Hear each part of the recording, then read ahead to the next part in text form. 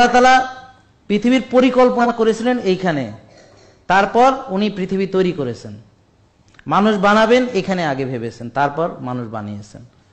এবং ওই প্রতিটা মানুষের ভিতরে আল্লাহ আরেকটা আল্লাহ নিজের একটা সত্তাকে দিয়েছেন। অর্থাৎ আপনি চাইলে চিন্তা করতে পারেন, আপনি চাইলে গঠন করতে পারেন, আপনি চাইলে সৃষ্টি করতে পারেন, আপনি চাইলে ধ্বংস করতে পারেন।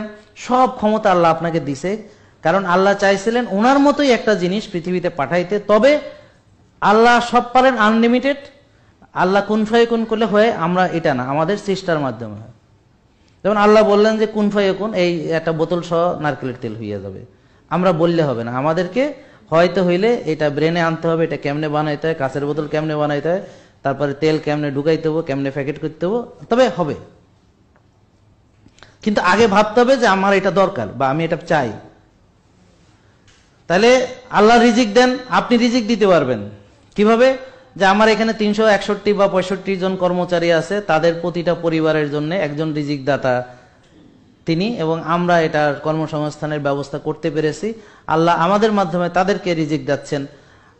এটা হলো আপনি রিজিক সৃষ্টি করলেন, অর্থাৎ আল্লাহ আপনাকে রিজিক দেওয়ার মতো অবস্থায় দিলেন, মানে ওনার কাজটা আপনি করলেন এতটুকু। কিন্তু আপনি হয়তো 361 জন, আল্লাহ দিবেন হচ্ছে সারা পৃথিবীর সকল আনলিমিটেড, মানে যদি দেনও ওনার শেষ হবে না, আমাদের একটুতেই শেষ হয়ে যাবে। মানে সবকিছু আমাদের আছে লিমিটে, আল্লাহর কাছে আছে আনলিমিটেড। পার্থক্য হচ্ছে এখানে স্রষ্টার সঙ্গে সৃষ্টির পার্থক্য হচ্ছে, সৃষ্টির ভিতরে স্রষ্টা তার সকল গুণ দিয়েছেন, সকল গুণ আল্লাহ দিয়েছেন, কিন্তু আল্লাহর এটা আনলিমিটেড। তো যাই হোক, প্রিয় দিনী মুসলিম ভাই বোন আমার, আপনারা এতক্ষণ যার কথাগুলো শুনেছেন তার নাম হচ্ছে ডক্টর জাহাঙ্গীর কবির।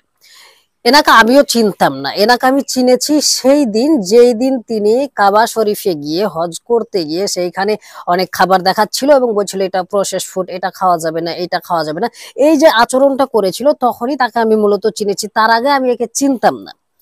তো তাকে ওই যখন চিনেছি তখন ওই বিষয়টা নিয়ে একটু ঘাটাঘাটি করে যা দেখেছিলাম বা বুঝেছিলাম, এবং এই লেকচার গুলো শুনে আরো বেশি ঘাটাঘাটি করে যা বুঝলাম, তাতে বুঝেছি ডক্টর জাহাঙ্গীর কবিরের আকিদা মানহাজ বিশুদ্ধ নয়।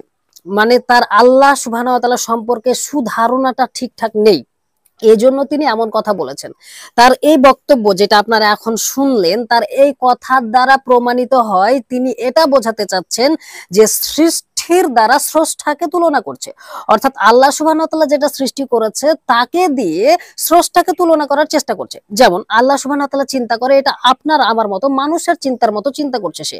এবং আপনি ধরুন একটা কোনো কিছু তৈরি করলাম এবং আল্লাহ সুবহানাহু ওয়া তাআলার সৃষ্টিকে সেই রকম কম্পেয়ার করতে চাচ্ছে এবং বলতে চাচ্ছে যে আমাদের এটা আনলিমিটেড না, কিন্তু আল্লাহ সুবহানাহু ওয়া তাআলার আনলিমিটেড।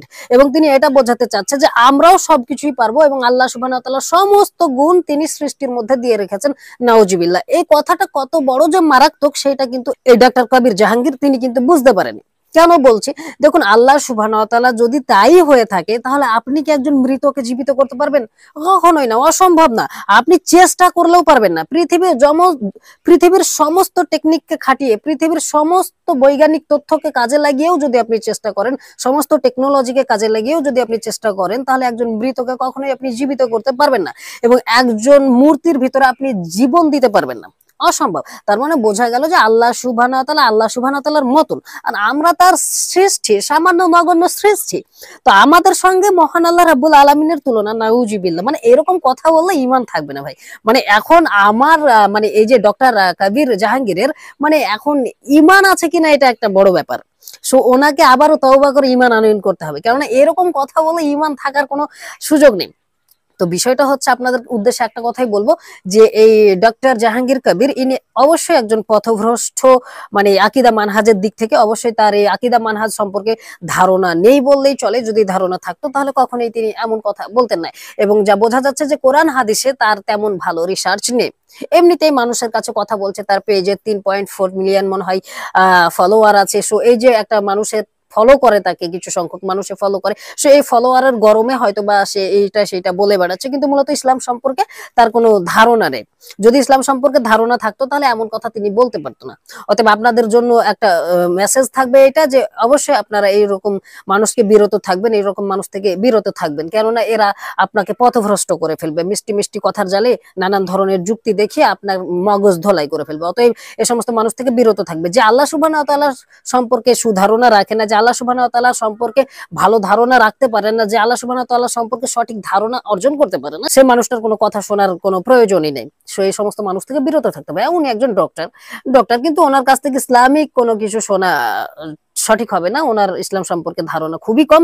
কেন বলছি, যে ধারণা থাকলে এরকম কথা বলা যায় না, আসলেই বলা যায় না। সে হতে পারে হয়তো জেনারেল লাইনে অনেক শিক্ষিত, কিন্তু ইসলামী দিকে, ইসলামী শিক্ষায় একেবারেই অজ্ঞ, একেবারে জিরো। কারণ ইসলামী শিক্ষায় শিক্ষিত হলে এরকম কথা আসে না। দেখুন, আমাদের জেনারেল লাইন থেকে অনেকে এসে দিনের কাজ করছে, আমরাও জেনারেল থেকে এসে কাজ করছি। ব্রাদার রাহুল হোসেন জেনারেল থেকে এসে কাজ করছে, ডক্টর জাকির নায়েক হাফিজাহুল্লাহ তিনি জেনারেল থেকে এসে কাজ করছে। এরকম অসংখ্য অনেকে আছেন যারা জেনারেল থেকে এসে কাজ করছে, কিন্তু যাচাইটা হতে হবে বিচক্ষণ এবং গভীরভাবে যাচাই করতে হবে। আপনি এসে হুটহাট করে কিছু বলে দিবেন এমনটা হতে পারে না। তো অবশ্যই এরকম মানে পথভ্রষ্ট মানুষ থেকে বিরত থাকবেন, আপনাদের সকলকেই অনুরোধ জানাচ্ছি। তো আপনারা সকলে এই ভিডিওটি অবশ্যই শেয়ার করবেন, যাতে আরো মানুষ সতর্ক হতে পারে। আগামীতে আবার অন্য কোনো বিষয় নিয়ে কথা বলবো ইনশাআল্লাহ। ততক্ষণ আপনারা সকলেই ভালো থাকবেন। আসসালামু আলাইকুম ওয়া রাহমাতুল্লাহি ওয়া বারাকাতুহু।